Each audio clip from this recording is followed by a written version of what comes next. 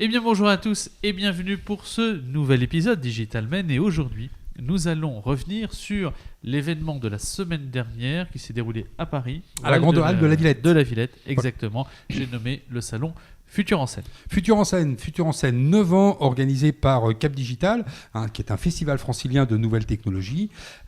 Cette année, il a légèrement changé de nom. Futur en scène est devenu Futur ES, donc les futurs. Eh bien, on va découvrir ce que nous avons trouvé et puis le sentiment que l'on a eu en le visitant. Mais avant un peu de réclame, voilà. Accessoirement. On va vous demander de vous abonner directement, alors de suivre la page Digitalmen sur Facebook, de vous abonner si vous nous regardez directement sur YouTube. Vous cliquez ici juste en bas et vous aurez effectivement l'ensemble de nos vidéos. Et pour ceux qui nous écoutent en allant au travail ou dans les transports, dirigez-vous sur iTunes ou sur Spotify ou sur Deezer. Et puis vous tapez Digitalmen et vous allez nous trouver directement. C'est parti ? C'est parti. Allez, jingle.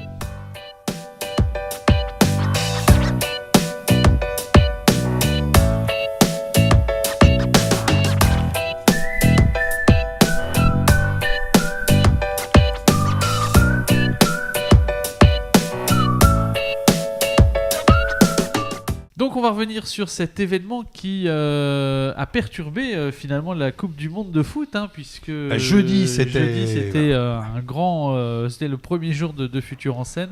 Et il faut dire ce qu'il y a, c'est plutôt le foot qui a perturbé Futur en scène, puisque finalement à partir de 16h30, 17h, les allées se sont véritablement vidées, comme vous le voyez sur la vidéo que nous sommes en train de vous passer à l'écran.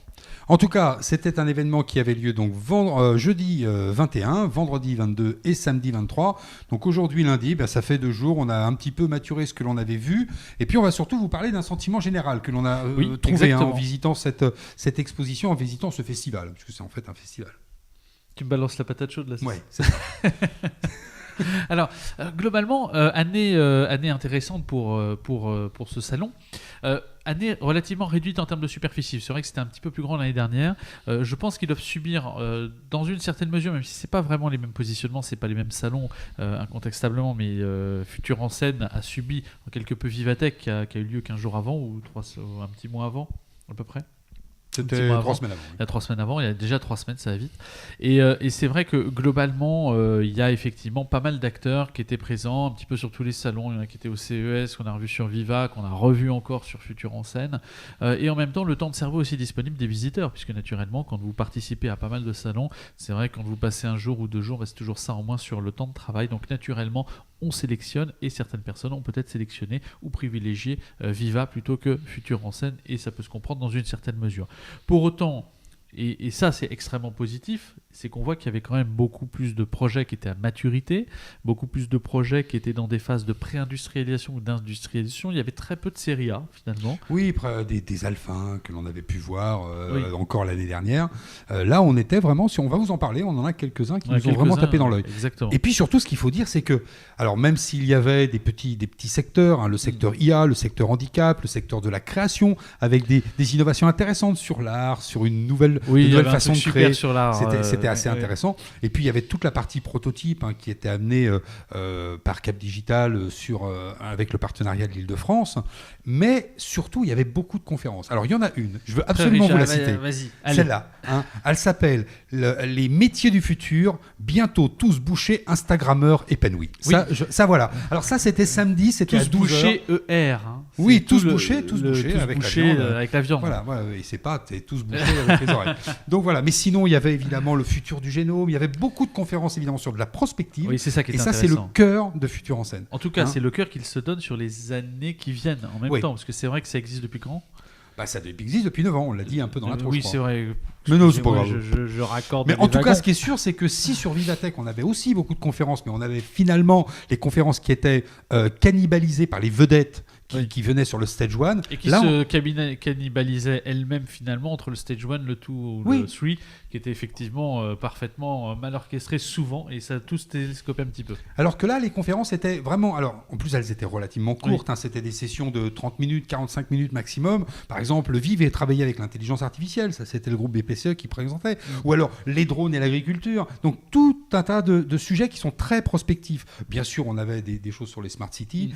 En tout cas, ce qui était sûr... Smartocratie. Oui, de la réalité virtuelle et la santé. Enfin, Bon, on ne pourrait pas toutes vous les citer, il devait y en avoir à peu près une petite centaine. Le programme était, en termes de Dense. conférences, extrêmement riche, extrêmement dense, avec des intervenants de qualité, et qui plus est, c'était vraiment quelque chose qui était plutôt fluide. Donc il n'y avait pas en plus de masse qui était présente, parce que ça c'est vrai que la tendance de ce salon était quand même un vrai point positif, c'est que même les personnes qui venaient présenter des projets avaient beaucoup plus de disponibilité. Oui, alors Et ça, c'est vrai que nous on a intéressant. commencé, parce qu'on est très fouteux, donc on a commencé par y aller le jeudi après-midi, justement le jour de France-Pérou. Ah, France-Pérou. 1-0. C'était France-Pérou. pas inespéré, mais bon. Si, non, Ça non, aurait non, pu non. être pire. Ils auraient pu Allez, revenir. vive la Voilà. France. Vive la France. Mais bon, comme on est lundi, vous savez ce qu'ont fait les Allemands. Ils finissent toujours par gagner à la fin, dans les prolongations. Voilà, bref, en tout cas, il n'y avait personne et nous, ça nous a donné de la disponibilité pour parler de nos coups de cœur. Et là, Oui, Steven, alors, nos coups de cœur. Moi, tu vas. c'est Steven, j'ai adoré. Steven, si tu nous regardes, je serai certainement ton premier actionnaire. Baku, qui est dans la Kids Tech, donc c'est un objet pour les enfants. Quand vous allez les coucher, on est tous confrontés effectivement au fait de lire des histoires.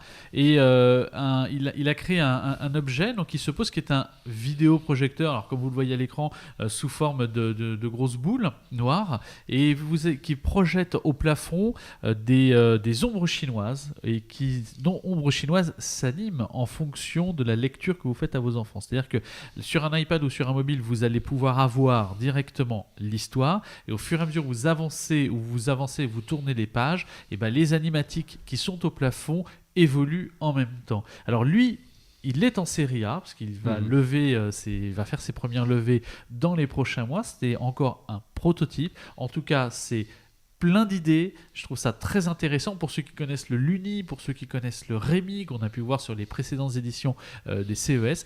Typiquement, ça a totalement sa place, en tout cas sur le CES, sur l'Eureka Park. Ça, très clairement, en tout cas, j'espère, Steven, que tu y seras, parce qu'en tout cas, moi, ça m'a fait rêver le temps d'un instant, et je me suis dit directement, j'achète tout. Et là, non, je suis en prototypage. Non, ça, c'est pas possible. On continue. Ça, en tout cas, c'était sympa. C'était le petit coup de cœur. Plaisir, parce que derrière il y a quand même pas mal d'autres choses industrialisées, et toi notamment tu as vu quelque chose qui t'a beaucoup plu. Alors pour les amateurs de chaussures, alors évidemment vous ne mettrez pas ça chez vous. Non, pas de chaussures. Tu t'es fait reprendre. C'est les de souliers. Voilà. Donc ce sont les ateliers L'aumônier. Les ateliers L'aumônier, alors on les avait déjà vus sur Vivatech, on ne s'était pas arrêté, là on a pris un peu plus de temps puisqu'ils étaient évidemment un peu plus disponibles, il faisait surtout un peu moins chaud. Et alors c'est une machine à cirer les chaussures. Alors vous imaginez comme une Nespresso, il y a un système de capsules. La machine, vous mettez les chaussures à l'intérieur, vous devez le voir à l'écran en ce moment, et puis la capsule est dosée pour pouvoir faire le cirage de la chaussure. Alors ils disent que ça prend quand même 5 minutes. Alors on imagine que ça sera dans les conciergeries des hôtels, ça ne sera pas simplement une machine, mais ça sera plusieurs machines qui permettront aux hôtels de fournir cette prestation de service qui finalement va plutôt dans les détails de la chaussure. On leur a posé une colle, on leur a dit est-ce qu'il faut retirer les lacets, parce que finalement il y a quand même des brosses qui sont très minutieuses, mais les lacets il faut quand même pouvoir tourner autour. En tout cas, c'est sûr, la machine devrait être commercialisée aux alentours de la fin 2018-2019. Ça devrait marcher relativement bien dans toutes les grandes chaînes d'hôtels de luxe. Ouais. En tout cas, l'atelier L'aumônier, leur présentation était super chouette parce que là, on avait l'impression d'avoir des valises. Vuitton. Voilà. Ou Hermès. Enfin bon, c'était joli en tout cas. Et ça prend la place d'un four. La machine, elle seule, prend la place d'un four, grosso modo. Et donc, en tout cas, c'était assez sexy, comme tu l'as dit. On tire, on met les chaussures, crac, et là, il y a des robots qui viennent nettoyer la chaussure, la brosser. Magnifique. Pas mal. Alors par contre, toi qui es amateur de voitures et de parking, qui ne sais pas faire de créneau, voilà, il y a quelque chose pour toi là. Parce que moi je suis pour la voiture autonome à 200%. Alors en tout cas, c'est Stanley Robotics qui a présenté un de ces robots très intéressants pour l'optimisation des places de parking. Vous arrivez à l'aéroport et comme vous le voyez sur la vidéo, en fait, vous garez votre voiture et vous avez ce robot qui vient sous le châssis de votre voiture, la récupérer et va la stocker. Mais si vous optimisez, donc de façon totalement autonome, parce que c'est un robot qui fonctionne lui-même, qui optimise effectivement l'ensemble de l'espace, et si vous ajoutez toutes les déperditions de place entre chaque véhicule dans un parking, eux, ils arrivent à aller de 30 à 50% d'optimisation de place dans le parking et le tout géré directement par un robot qui est 100% autonome. Alors, il y en a plusieurs les parkings, c'est 4 à peu près pour qu'un parking tourne, c'est ce qu'ils nous ont dit. En tout cas, l'idée est super sexy, c'est industrialisé parce que je crois que c'était lancé. Et donc là, effectivement, il y a plein de choses qui peuvent venir derrière en termes de promesses, en termes de user story derrière. On peut vraiment imaginer des concepts encore plus poussés que le simple fait de venir garer sa voiture. Oui, puis alors on pourrait imaginer que dans une version optimisée, plutôt que d'avoir cette grosse bulle devant la voiture, eh bien toute l'intelligence du robot soit en fait sur le plateau qui passe en dessous de la voiture. Exactement. Et là, il pourrait encore, d'après moi, optimiser puisque la voiture qui tourne quasiment sur elle-même. Là, vous pouvez faire ce que vous voulez et c'est ça qui est intéressant. En tout cas, l'idée est prometteuse, la démonstration est juste bluffante, et puis en même temps, vous avez quand même un gain de place qui, notamment dans les aéroports, parce que c'est un des gros sujets pour eux, c'est les aéroports. Effectivement, là, vous avez quand même un vaste champ d'optimisation de parc de véhicules. On reste dans la voiture ? On reste dans la voiture. Alors ça, c'est une société qui s'appelle Pixel. Il a adoré. Il était en transe, on ne l'arrêtait plus, il allait passer le bon de commande. XYT ou Way2, Y au carré, enfin bref, c'est un véhicule qui est modulaire, qui est robotisé. Alors, le côté modularité, alors évidemment le véhicule est électrique. Le côté modularité, c'est la capacité de mettre des cabines légèrement différentes à l'arrière, pas la cabine de pilotage, mais tout ce qui est à l'arrière pour différents usages. Ça peut se destiner à des livreurs, à la poste, à des artisans, à des jardiniers. Alors, jardinier du château de Versailles, pas les 500 mètres carrés 1500 mètres carrés de ton jardin en plein Paris. Plus petit. Ce qui est intéressant, c'est qu'il y a un système de navigation autonome. En fait, le véhicule est autonome, il est automatisé. Ce qui fait que vous imaginez le livreur ou le jardinier du château de Versailles, par exemple, il a évidemment une benne spécifique avec ses outils, etc. Et la voiture le suit, en fait. Lui, il a son smartphone dans la poche et la voiture le suit. Il n'a pas besoin de remonter dans la voiture. Je redémarre, je me dépose un petit peu plus loin, etc. etc. Donc, ça optimise. Ça, c'est vraiment du gain de productivité. Et pour le livreur, il peut envoyer la voiture dans 20 ou 50 mètres plus loin dans la rue, tout en ayant le temps d'aller entre-temps livrer effectivement un de ses colis. Oui, donc c'est très prometteur. Alors ça existe déjà, ils livrent déjà. Ils nous ont parlé d'ailleurs justement des artisans livreurs qui pouvaient l'utiliser. Et puis en parlant d'artisans tout court, comme c'est une voiture électrique, vous avez tout un tas de matériel électrique que vous pouvez brancher directement sur la voiture. Finalement, votre atelier vous suit. Et donc super. Ça, c'est quand même. En tout cas, bravo les gars. C'était super intéressant. Déjà en place. Ah, c'est du pratico-pratique. Ça qui était sympa sur cette édition, c'était à maturité des produits presque. On était vraiment sur des produits qui étaient quand même déjà bien en phase en termes de pénétration sur le marché. Donc là, je suis pas sûr pour le prochain que ça soit déjà vraiment dans les usages, mais peut-être que ça va venir perculer. Alors moi, celui qui m'a plu aussi, que j'ai trouvé assez fun, c'est Next Gen TV. Alors est-ce que c'est Next Generation TV ? En tout cas, c'est de la télévision enrichie, c'est une manière de refondre. Ils le définissent eux-mêmes comme l'avenir ou le futur de la télévision. En fait, vous allez prendre différentes séquences vidéo qui viennent directement du mainstream de votre télé, enfin de la télévision, pas de votre télé à vous, et vous allez pouvoir préciser par exemple, quand il y a un match de foot, tu vas par défaut, logiciel, toi, compiler les buts ou que les coups francs, etc. Et vous allez enrichir directement ces vidéos de contenus qui viennent du web, alors que ce soit des flux sociaux, que ce soit des sites internet ou autres, même les métas sont totalement modifiables.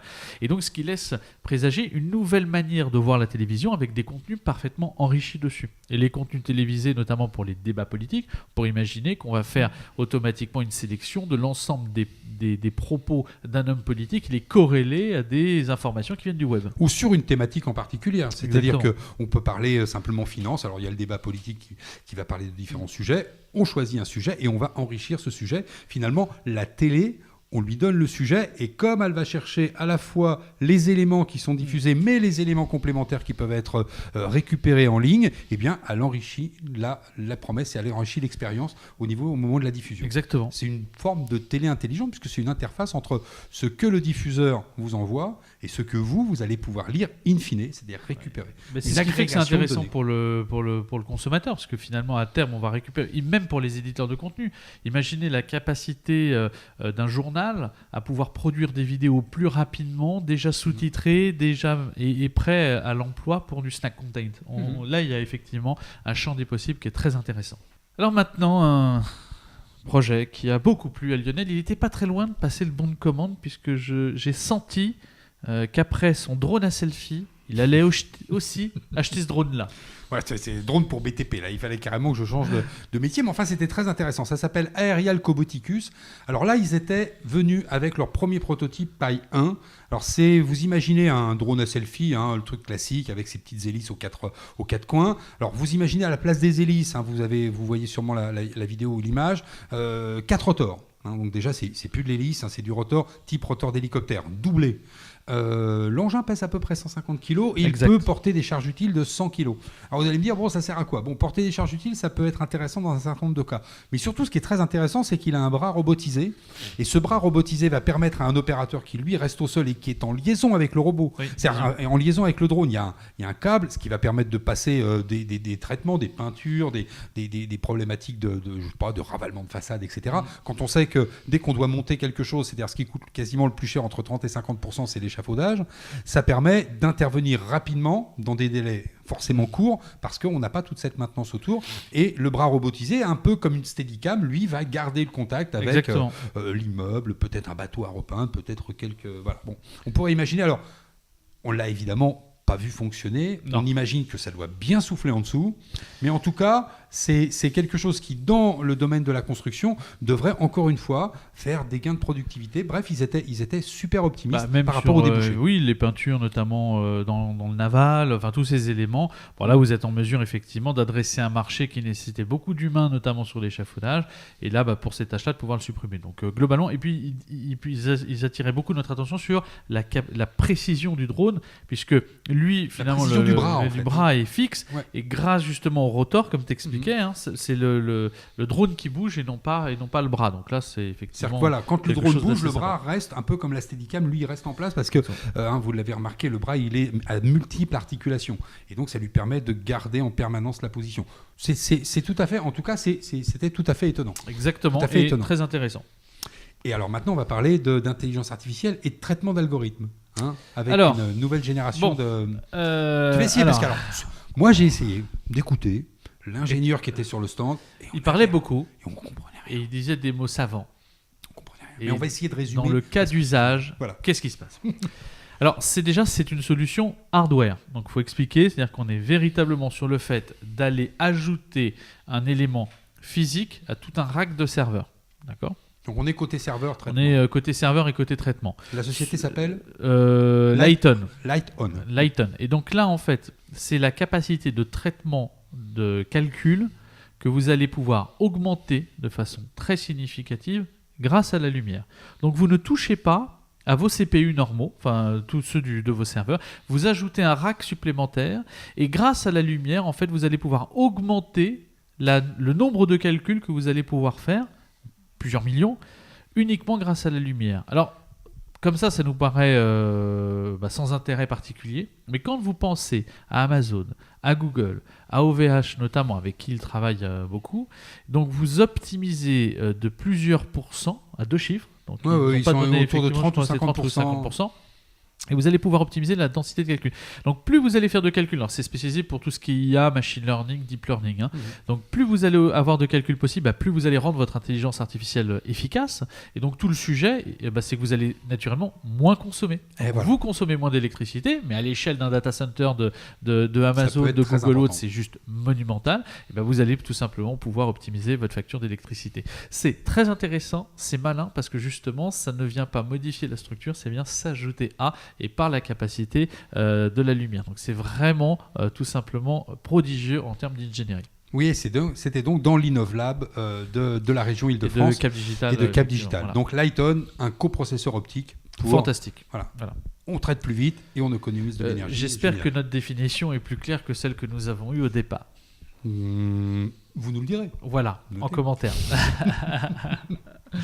Si on parle de commentaires, sans transition, sans transition, mon cher Lionel. Quelle est la next step ? Moi, j'ai été reçu sur le stand de AVA par Adrien Mellet. Alors, il vivait son produit. Le produit, il est en ligne. Vous pouvez le télécharger sur tout bon smartphone, iOS ou Android. C'est un sous-titreur de conversation. C'est-à-dire que vous êtes avec votre smartphone, vous parlez à votre smartphone et il écrit tout ce que vous dites de façon très pertinente. Moi j'ai trouvé, alors pour avoir testé Siri, pour avoir testé tout un tas de systèmes de dictée vocale, il est très pertinent. Alors à la base, il était basé pour les sourds. Ce qui est intéressant, c'est que vous imaginez 3 ou 4 personnes qui font partie d'un meeting, tout le monde se branche sur le même système et vous lancez chacun votre conversation, vous parlez en fait à votre smartphone en même temps que vous parlez aux autres personnes qui font partie du meeting, et sur l'écran de chacun, toutes les personnes voient leur transcription, voient le texte de leurs paroles transcrites sur le logiciel. Alors il y aurait Mathieu qui apparaît avec ce qu'il vient de dire, moi qui apparaît derrière, etc. Et donc ça, c'est plutôt assez sympa. Historiquement, c'était destiné à des personnes qui n'entendaient pas. Pour les sourds. Alors ce qui est intéressant, c'est qu'ils peuvent sous-titrer comme ça et transcrire ce que dit un conférencier. Alors quand il y a un conférencier, on peut imaginer qu'il y ait des écrans de rappel avec un texte qui va défiler sur ce que dit le conférencier, avec un branchement qui se fait directement depuis le micro pour optimiser la captation du son. Évidemment, ça peut s'exporter au niveau texte. Et puis alors on leur a dit, mais alors est-ce que ça pourrait traduire aussi ? Ils y travaillent. Alors là, ça va être intéressant parce que c'est au croisement presque de Mars. Rappelez-vous ce qu'on a vu au CES. Un écouteur, 2 écouteurs. Et vous draguez en même temps. Hein. Et donc, vous imaginez que vous pourriez tout retranscrire. Non, c'est super intéressant. Et puis, tu m'as dit qu'il vivait son produit. Et ça, il y a rien de plus énergisant, effectivement, que ce genre de choses. Et donc, pour terminer, peut-être quelque chose qui pourrait servir chez Altran, où Mathieu passe ses journées, c'est Davy. Davy va vous l'expliquer parce qu'il a failli essayer. En tout cas, on en a parlé avec des gens qui en sortaient. Davy, c'est la capacité de pouvoir s'entraîner à des entretiens d'embauche. Et donc, on va tout simplement avoir devant soi, dans une petite salle, une training room directement. Vous imaginez une petite tente ou une petite salle assez noire dans laquelle vous avez devant vous un hologramme d'une personne qui va vous entraîner aux entretiens d'embauche. Alors, c'est couplé à de l'intelligence artificielle. Et grâce à cette capacité de mixer l'holographie, l'IA et la réalité finalement augmentée, va être en mesure de s'entraîner les entretiens d'embauche. C'est assez bluffant, c'est assez sympa. Malheureusement, on a trop de monde pour pouvoir l'essayer. En tout cas, c'était juste séduisant. Voilà, on va pouvoir dire ça. Et puis c'est vrai que dans la capacité aujourd'hui à préparer ces entretiens, on le sait, parce que toi tu as de l'enseignement aussi, et bien entendu on doit préparer des étudiants à des entretiens, on pourrait effectivement supprimer les cours et puis faire des entretiens qui soient performants, efficaces en fonction de X ou Y acteurs du marché, en agrégeant tout un flux d'informations qui soit propre au secteur de l'étudiant, celui sur lequel il veut se positionner. Bref, assez sympa, bluffant, en tout cas c'était assez cool. Et puis il y a un caractère psychologique intéressant parce que quand vous êtes face à un avatar holographique, vous n'avez pas ce stress naturel que vous avez face à une personne physique.